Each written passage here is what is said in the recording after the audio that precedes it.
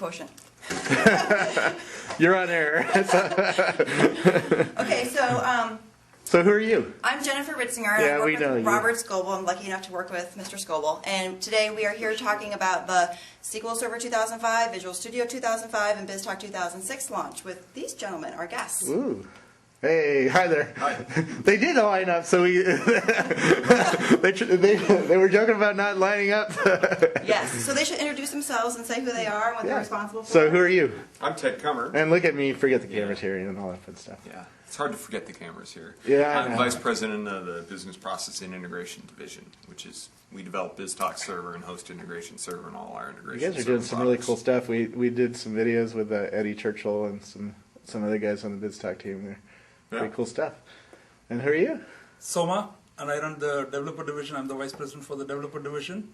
As part of the developer division, we do Visual Studio, the .NET Platform Technologies, and Microsoft Expression. And you have a cool blog too, right? Yep. Yeah, I've been reading it.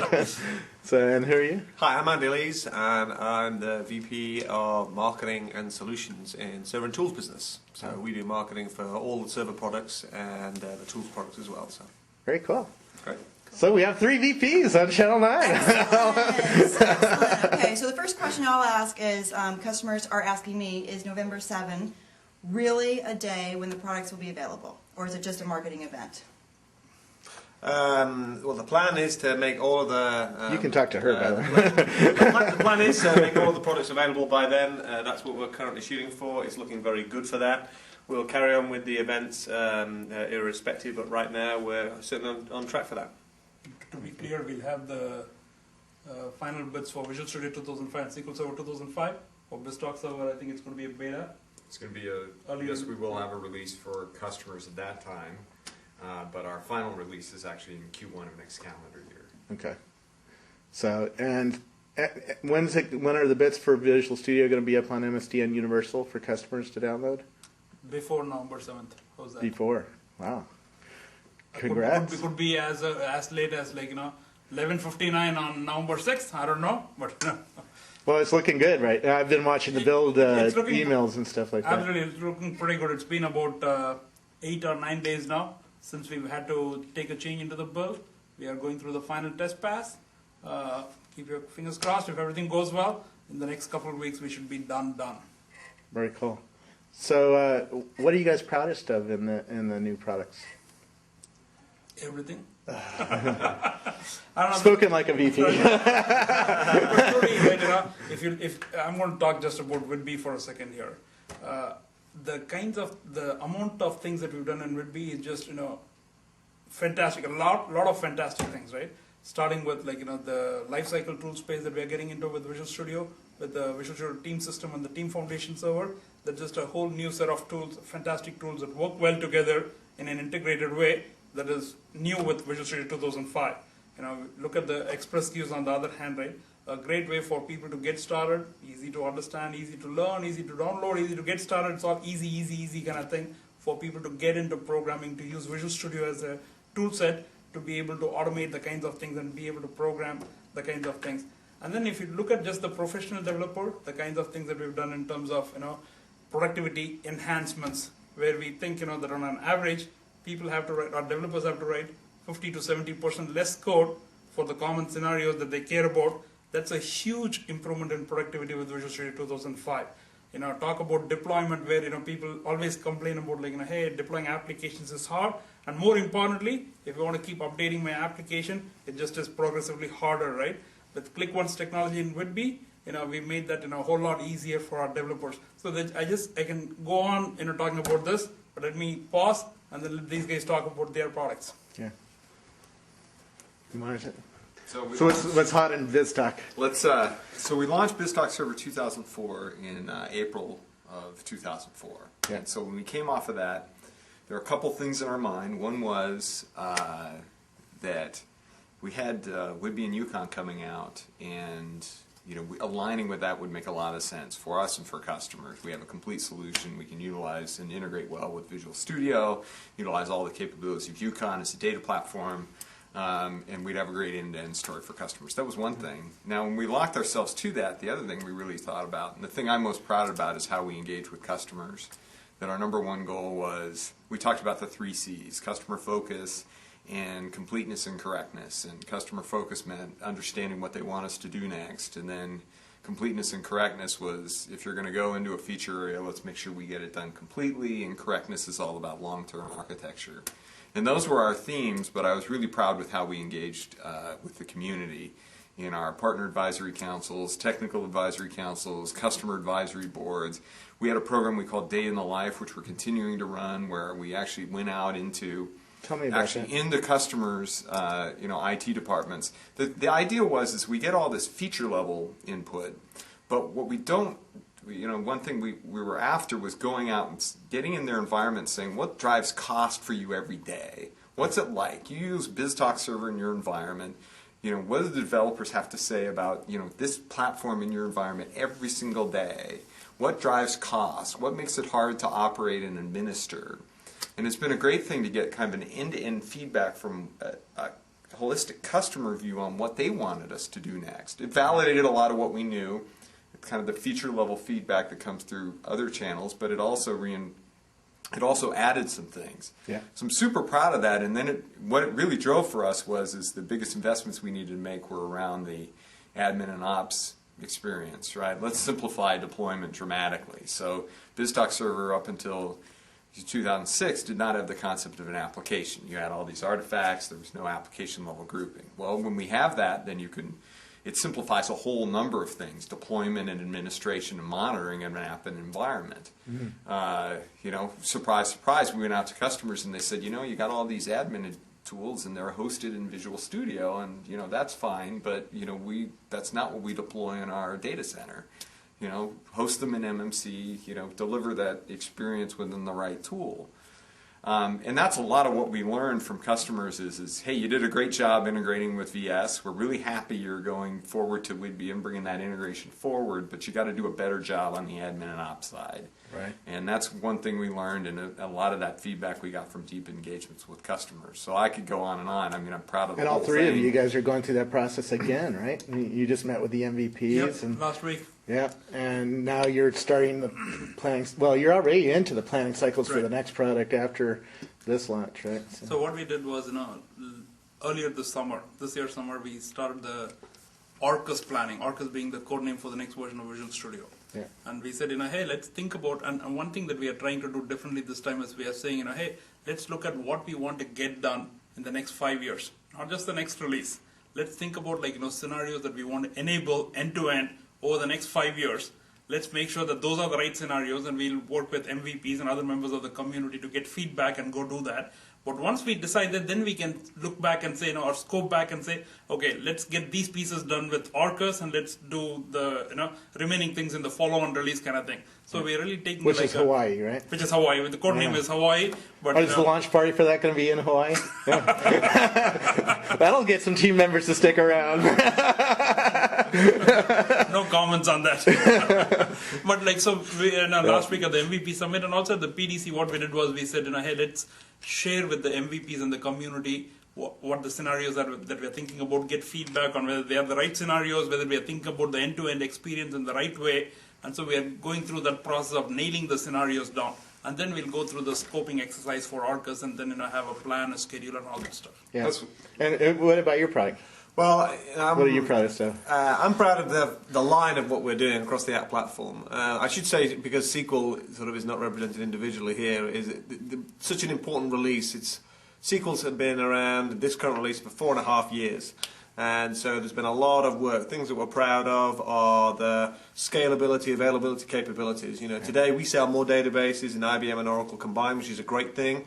They still are in a certain pocket inside of certain applications in the enterprise, and this release sort of blows that glass ceiling away, and it really does allow us to go after that. Yeah. But the thing that's also good is the line, and that's how Biztalk works in conjunction with VS and the tools there right the way through into SQL. And that for many developers, many people developing solutions, really is when it all comes together, and that's why we think that it's sort of a kickoff for that is the launches that start on November 7th. Yep. So I appreciate the enthusiasm. It's great, but I know there have been lots of learnings.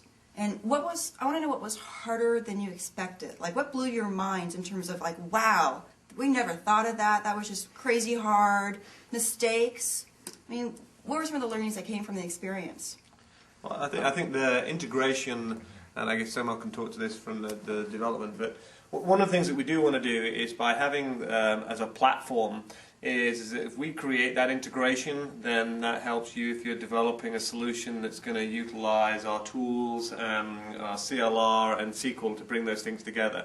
But that's something that really hasn't been done before. You know, embedding the CLR actually inside of the database. If you're writing stored procedures, there's advantages with that from a customer's perspective, from the developer's perspective. But actually doing that, you know, that's tough. You know, there's a set of requirements that get put on the CLR in order to make that happen. The integration that you want to have with the IDE, and that was pretty tough at times. And then we figured out, oh, okay, well, this is how we get milestones to line up. This is how we're going to do that in the way that we are actually going to ship, because that's always the tricky thing with dependencies, as things change on both sides. Andy's right on point here.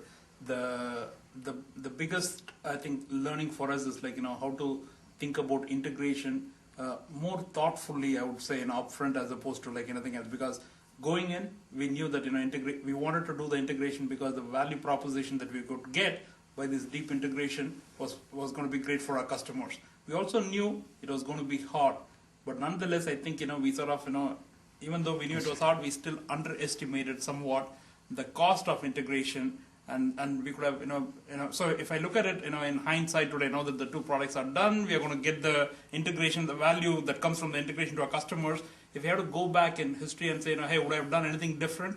I absolutely would still have wanted to do the integration. There is no like doubt in my mind. But could I have done a better job of planning the milestones and how and when the teams, you know, take the dependencies and how the two teams march forward? Maybe I might have done things a little bit different in terms of how we execute and operationalize, you know, what we do in the division. But in terms of the net end result, the product, the features, the integration, I think it's absolutely what we want to do, and I'm glad about that. I think the other thing that we are doing, sort of building on what Ted was talking about before, is involving the community.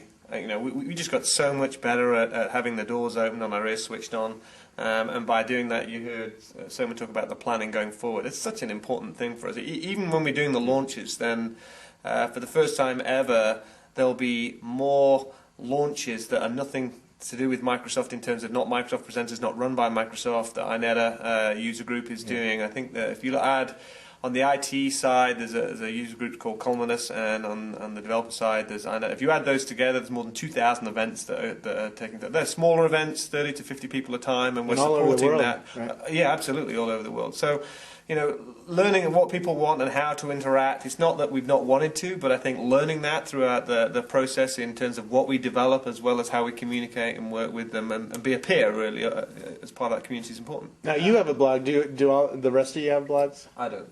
I don't. Yeah.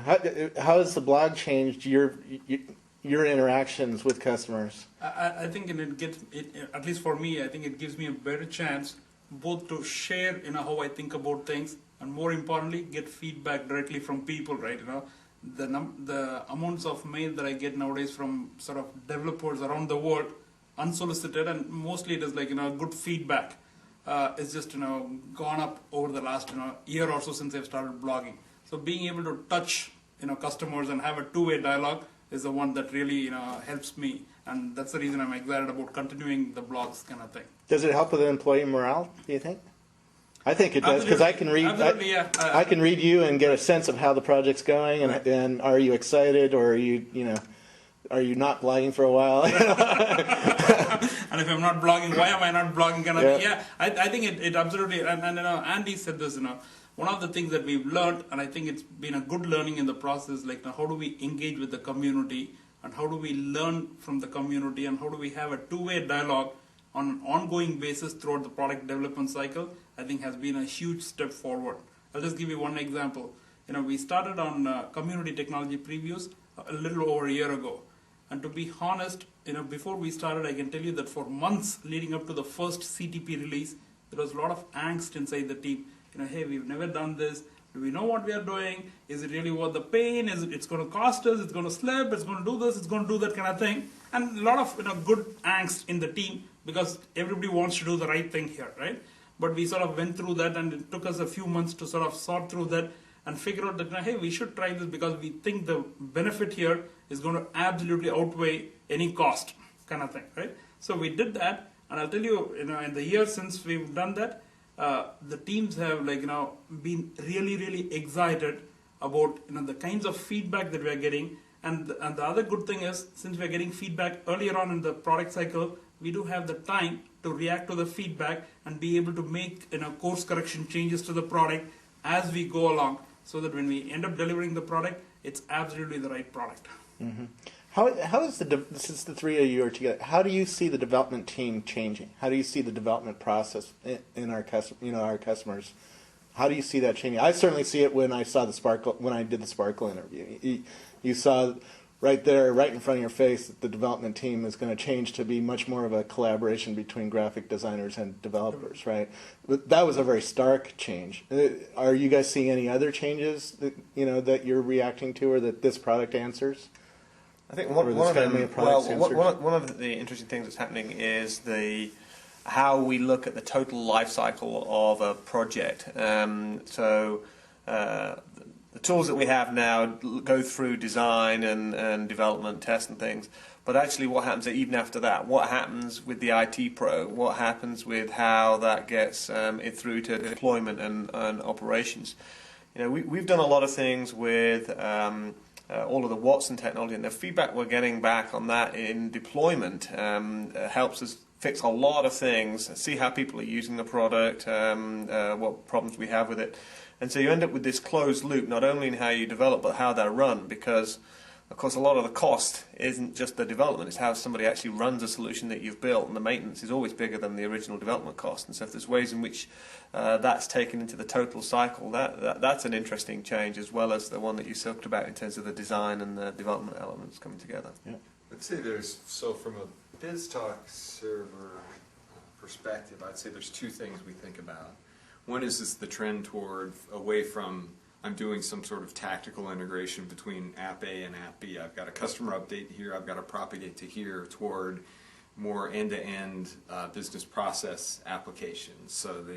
And I think in general we see a trend more toward process centricity and using a workflow engine or kind of those capabilities in terms of implementing an end-to-end application. I mean, Biztalk Server sits among all these systems. You can do integration. Well, now it can also help you orchestrate a business process across all of those. Right. And that's a trend we see and we think we take further in Biztalk Server 2006. The second thing is the connection to the business user and visibility and some level of interaction. We've got capabilities in Biztalk Server 2004 that we carry forward in 2006 that are all about that. One is the technology we call business activity monitoring, and the basic idea is making it easy to instrument a Biztalk Server application so you can basically record critical milestones and answer kind of both in aggregate and real time what's going on in this process. And it's an infrastructure where you can instrument your application, it can populate the SQL infrastructure, and then you can use whatever reporting and analytics infrastructure you have to view that data and view your process. So it's a level of process visibility and process visibility models that you can deploy independently of your application, so you can continue to improve and enhance your dashboard view on your process, on top of the same basic application infrastructure. Are you involved with the workflow products, the workflow foundations? Yeah, I can talk about that in a little bit. Because out of all the stuff we did at the PDC, that was probably the least understood, and I think predicts the most change for not just development team, but how corporations work inside. If you see how people are going to now build entire workflows and think through the work process in a way that they hadn't before, I think that really is going to be you're shaking your head. So. Process and service orchestration, and we made a decision to do Windows Workflow Foundation because of what we saw that were the needs across a broad set of application development scenarios, whether they're line of business application developers, that have taken a process-centric view for a long time but haven't done it necessarily on an extensible platform. Yeah.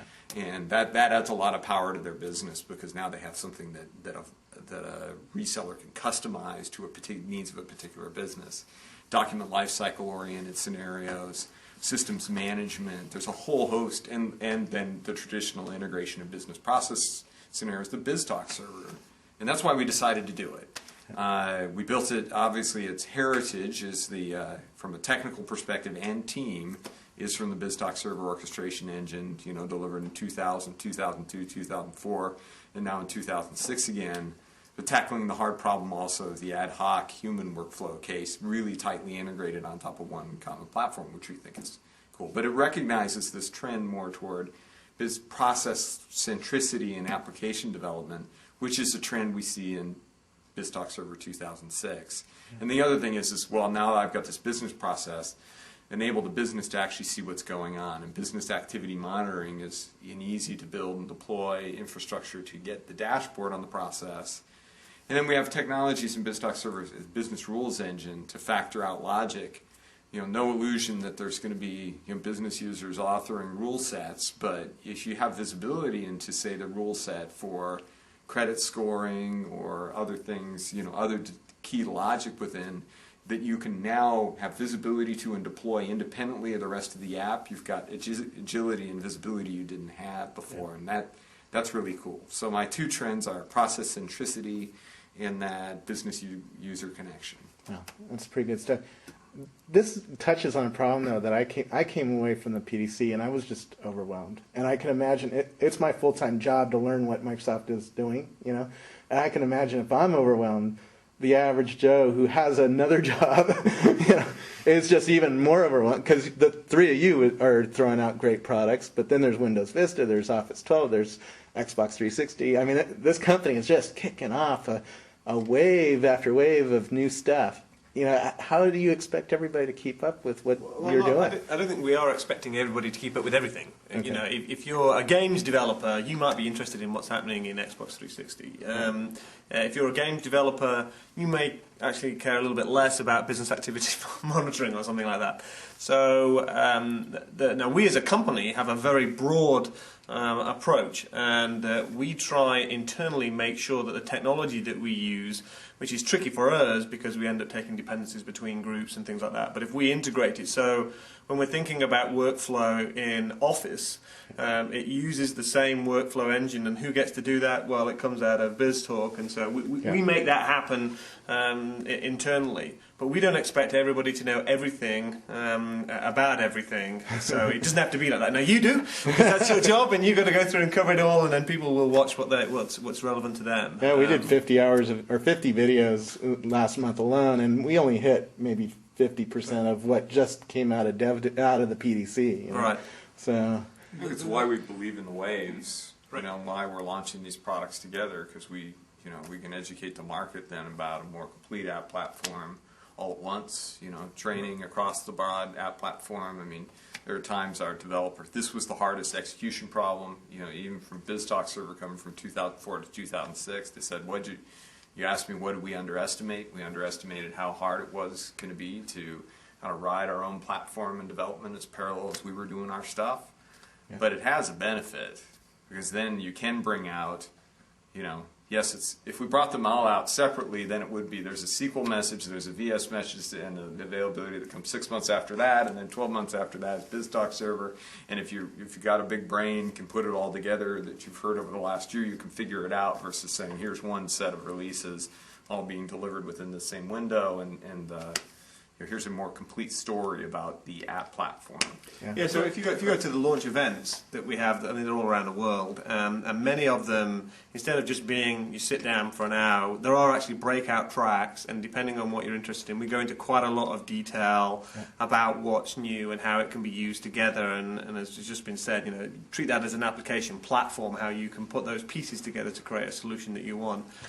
So some of them last a full day with lots of individual sessions, and they're in pretty much every major city around the world that we're doing. So that using that as an opportunity to tie those things together, I think helps. And there's some big conferences right afterwards, like VS Connections, and I think VS Live is coming up too. Yeah, and we do webcasts, of course, and things like that, so which are important too. Yeah, that's why I'm a big believer in scenarios. If you say that hey, there are a certain set of scenarios that we are going to enable through a collection of technologies or a set of products, then people who are excited about those scenarios can learn about those particular sets of technologies and products as opposed to like, hey, technology here or technology there or technology here, and then you go think about what scenario you care about and you go do the stitching. So a lot of whenever we talk about integration or how we get products working better together, it's all about thinking about end-to-end scenarios that we want to enable using a particular class of products or technologies. Yeah. And I think that approach works well, both for us to think about how to build better products and technologies that work well together, and more importantly, it also enables the customers to figure out or think about like, what sets of products they should focus on for a particular scenario that they care about. Yeah. So I have a question about leadership. So it's different for Andy because in some ways your team is just starting to get going, but for Ted and Soma, you guys are in the home stretch. So how does your coaching change? How does the message change? What is it that you're saying today versus a year ago to keep your teams motivated? A year ago, at least for me, it was all about like, hey, let's stay focused. Let's get done with Whitby, because last year, we got done with beta 1 and we were sort of on the push to beta 2. And it was all about like, we've got a good set of features. We know what we want to build. We are getting good feedback from our customers that this is the product that they want. Let's, focus. Let's get it done. Let's, get it to the right level of quality, performance, security, reliability, all the great things that we care about. So it was all about Whitby kind of thing. Today, it's like, hey, Whitby is, almost done, real close to getting done, right? So it's two-part now, trying to figure out how we can make customers be successful with Whitby, so that to the extent that we need to go, talk to customers or figure out, if they have any, issues as they think about designing, architecting, developing and deploying their applications, working with them and enabling them to be successful with Whitby is absolutely one core part of what we need to do. And second thing is, to me, it's just the beginning. If I think about the kinds of things I want to get done in the next 5 years or 10 years, there is a ton of exciting things. And now that Whitby is behind us, it's time to get started on thinking about like what is it that we want to get done in the next round of the product. Yeah. But you have how many people in your organization? How many? 1,500? 1,500 people working on Visual Studio and .NET Framework. So for a person who's just a developer and doesn't have that maybe broader perspective that you have, how do they think about the next 4 weeks, the next month? Right. I think they have to think about like their particular technology or particular feature that they are working on, and think about how the developer, our customer is going to be using that, how they are going to be, reaping the benefits of whatever, we built inside. So take a look at that and, make sure that the customer is using or is getting the benefit that we intended to with a particular feature. And think about like, hey, what is the, we talked about scenarios earlier on, right? I talked about scenarios earlier on. So figure out, right, which scenario, the feature that you're going to think about for the next version of the product fits in. How do you make sure that you understand the scenario end to end and make sure that your feature or your technology is going to plug in a way that it enables a great experience for the developer? Is the development methodology for your products changing or under pressure of changing?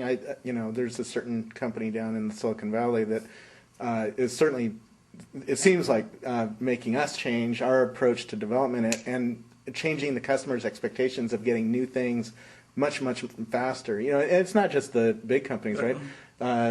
A company on Sunday released a product, and on Sunday night they released 2 features in reaction to what their customers were reacting, and they called it this intelligent reaction. Be able to put something out there, right, hear the feedback, and instantly update it and change it. That's not the model for these big, Visual Studio, SQL Server. That's a 2 or 3 or 4 year product cycle, right? I think it also depends on a lot of the things that we're talking about are foundations. And you want to build on solid foundations. So I think the way you build your solutions, if that was changing, if we had called every CTP a release, which is what you could have done, and have the features and things changing a lot, that's something that if you want to build upon, it's very hard and not predictable to be able to build on. So it becomes a trade-off. It's not something that, as far as user features, that's something that you can drip feed down more easily. It's sort of, as long as they can cope with the usability of that, then that's a different thing. When you're providing foundational elements that people are building solutions on, they can't consume it that fast sometimes. So it all becomes a trade-off, and of course for us, we have re-engineered our own engineering process around security and the other things that we do, this thing called the secure development life cycle. Yeah. So that we've done that, but in terms of are we shipping things every millisecond because we can. The answer to that is a trade-off. If you're asking another question, which is how do services play, then that is something that we'll be doing more of, whether that's services for developers or services for IT people. And perhaps one of the best examples of that is, say, anti-spam. Today with Exchange, you can buy anti-spam that you run on your Exchange server that goes through and cleans email. 92% of email we get into Microsoft is spam, believe it or not. And then we have rules engines that sit inside Exchange that clears about 91% of it. Yeah. But if we were a smaller business, we'd be better off buying a service that took all of our email, cleaned it all, a message hygiene service as it's known, and then we just get clean email that's been, de-spammed and de-virused, and so we just suck in clean air and we just get the 8% of net email that's left. That would be a better thing for us. And in fact, if you run that as a service, then the more email you process, the better your anti-spam rules turn out to be. So it's a case where you can actually provide a better solution to the problem of spam by running a service than you might even be able to do by providing a static set of pieces of software. Because they're able to do it for multiple companies, not just for Microsoft. Right. Because if you're an average, Microsoft didn't get the millions of emails that we get every day, but the average company may just get 2 pieces of email that the same spam piece of email. Whereas, of course, you're looking across 100 companies or 1,000 companies, you see that same piece of email going 2 per company, and you realise it's spam and you shut it down before it gets anywhere. So that would be an example why. So are we looking at ways in which, one, we can run our software as a service? Yes. And then also complement it with value-add services, similar to what I've just talked about in the email example with anti-spam. So we are looking at that, and you'll see more of our thinking in that as we go forward. So. Interesting. To me, the development process is sort of a changing process, right? Every year we learn things, we want to get better, kind of thing. If I think about what are the top goals or the overarching goals that we want to accomplish with our development process, it's about being agile, it's about being predictable, it's about being efficient and productive, right? That's sort of the 3 uber goals that we have, and every team at Microsoft is always trying to figure out how they can do better on those 3 goals. So if you think about the developer division, we are absolutely thinking about that. And one of the things that we are doing, I'll say that here anyway, the next 3 or 4 months after Whitby is done, we are going to go through a milestone which we call internally MQ milestone. MQ? What does that stand for? Milestone quality, right? Okay. But think about the 3-4 months as sort of us making the engineering investments in terms of retooling our processes, our tools, the way we develop, so that we structure ourselves even better than what we did, for Whitby, for Orcus and beyond. So, and think about I asked me how many people, 1,500 people.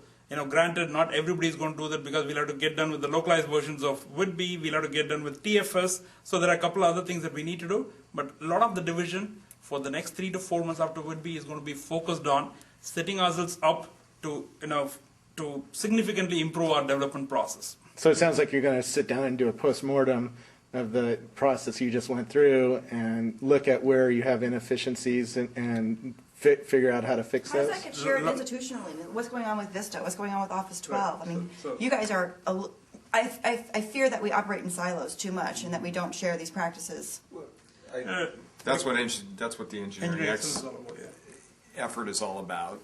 Right, I mean that's the way to share the best practices that Soma's team develops, so we don't have redundant like tool investments kind of 90% the same being redundantly invested across every team, because every team has the same broad basic needs for tools. So engineering excellence helps us collect those. Right, not every team at every point in time is at the same position to accept a new set of tools, but enables us to eventually migrate and get down to a core set that we're utilizing. A lot of teams are doing, including ours, this kind of milestone quality approach. We need to retool our process, because if you don't do it then, it's very hard once the bird's in the air. Mid-flight it is going to be very hard. It's very difficult to go do it, later.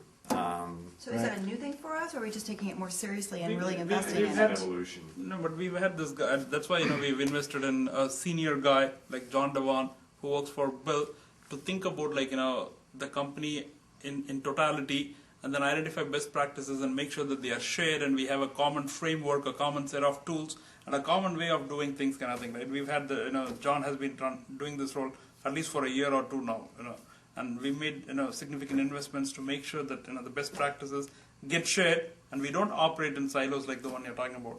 You asked me about the postmortem. It's sort of like we've been planning for the MQ milestone for the last 3-4 months. So we did take a look at what happened in Whitby, what are the good things, what are the not so good things, what can we learn, how can we get better kind of thing. And as we speak now, people are starting to work on, as people come off Whitby, they're starting their MQ tasks. Yeah, you asked what was different from a year ago, what the team is doing, and actually the team's doing future release planning. I mean, you want to hit the ground running. It's not, we have RTM and GA, and then we take a 3-month breath to plan, and then we start another dev cycle. I mean, we can utilize some of the extra think time. No, I know Orcus has been under development for almost a year, Right, we started the patterns and habits and practices, study about 8 months, 9 months ago, and then went through a value proposition study and said, hey, let's figure out what is the value that we want to deliver with the next release of Visual Studio and the .NET framework for our customers. So we started the background work, so to speak, for the last year, but really in the last 2-3 months, we've kicked the scenario planning in high gear, and we are going through the process as we speak now. Yeah. One of the things that I liked what your team did was Ladybug, was the product feedback center. Right. How did the team, tell me a little bit about that, because that was a way for customers to tell you, I hit a bug in the product, right? The big thing is to tell me directly. Previously what used to happen is, customer would send in a bug, it'll go somewhere, and then it'll finally reach the development team. And we said, hey, why don't we just establish a direct, and I call it two-way channel of communication between the customer and the product group person at Microsoft, so that hey, if you have an issue or a question or a comment or a suggestion, send it to me directly, and I'm the developer or the program manager or the tester for a particular feature or a particular technology in the product. Let me hear from you directly, and let me understand that, let me react to that, and let me close the loop back with you. So we want to establish the direct channel of communication between the customer and the product group at Microsoft. So that's the reason we started that. And I think if I look at Whitby, I would credit Ladybug or the Product Feedback Center a big way in terms of helping us understand the feedback, prioritize the feedback, and being able to take that feedback into the product kind of thing. If you look at the top 10 suggestions or top 10 changes, I should say, that we made in Whitby as a result of customer feedback, a fair number of those came in through Ladybug. And a lot of other product teams, including Windows Server, I don't know, I'm assuming Biztalk at some point in time is going to use.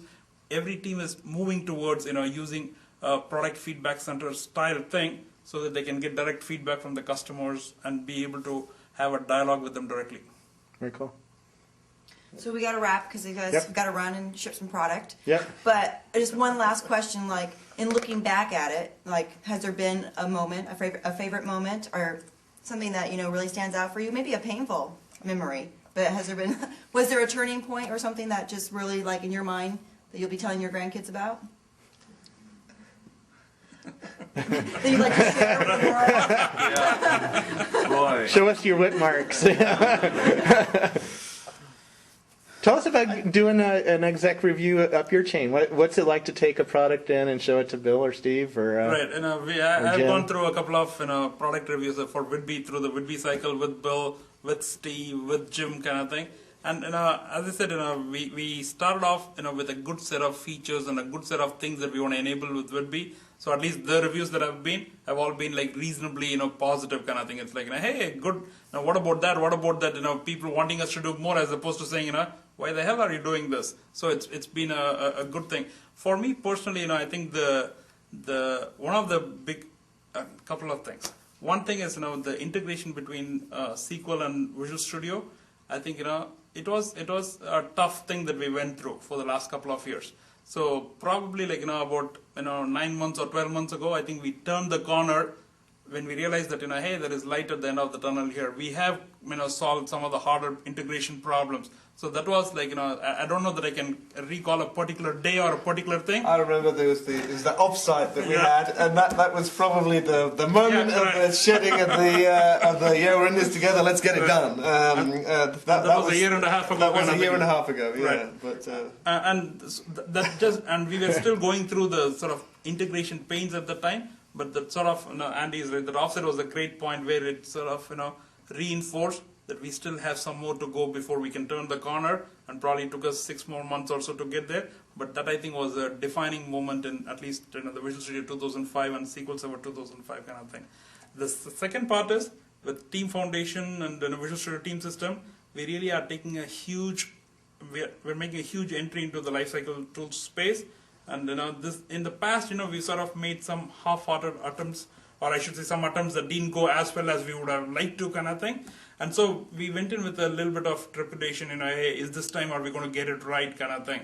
And I think, knowing now having released beta 3, I'm super confident that we're on the right track. So that was another thing that, as time went on, we got more and more confidence in our ability to deliver this time around.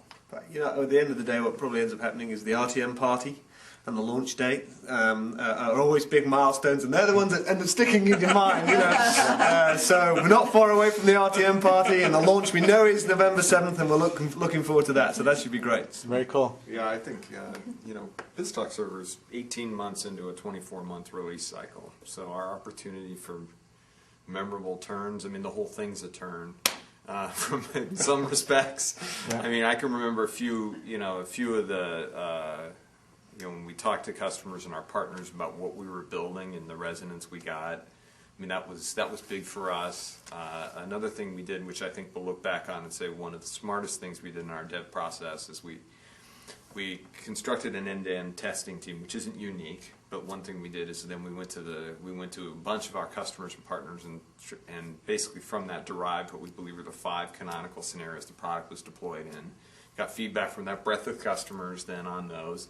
Built those patterns, and then this team is now testing the product at all levels, end to end, in those scenarios: stress, perf, functional, usability, and we're validating the products kind of at all levels against those scenarios. And it helps. I think it's really helped us validate the kind of the value prop and the way customers are deploying it. We're actually gonna deliver, and that's one of the things that I can't point into a moment in time, but I can point in the decision to do it as one of the most fundamental things we did. The other thing that team does is they walk in the customer's shoes. So they don't have any, I mean, they can walk down the hall to a developer, but when they report a bug, they have to report a bug the way a customer would. Yep. So then, the dev team has to deal with that. And it's either a bug in the tracing infrastructure, or it's, or the bug can just be fixed directly. Yep. But to, kind of that principle, they're a customer, and they're doing it the way a customer would. And by the way, when we get done validating all this stuff, we have a whole bunch of guidance and samples and everything to give to customers and partners for them to build out the product this way. So I think that's one thing we'll look back on and say that was a kind of transformational decision in our process to ship the product. But right now I'm saving fundamental moments till after we've RTM'd. the big party. I do want to, since this is going on Channel 9, I do want to take this opportunity to say thank you to the community. You may be an MVP or a regional director or a early adopter or part of the TAP program, Ascent program. Doesn't matter what you're right. The amount of feedback that you've given along the way, has absolutely helped us, shape the product in the right way. And so I really, really want to use this opportunity to say thank you for the great work, and know that I'm counting on you for Arcus. Let me just get a video of all 3 of you guys together so I can get a screenshot of that. Great, thank you very much, and we appreciate you taking 45 minutes out of your time. Thank you.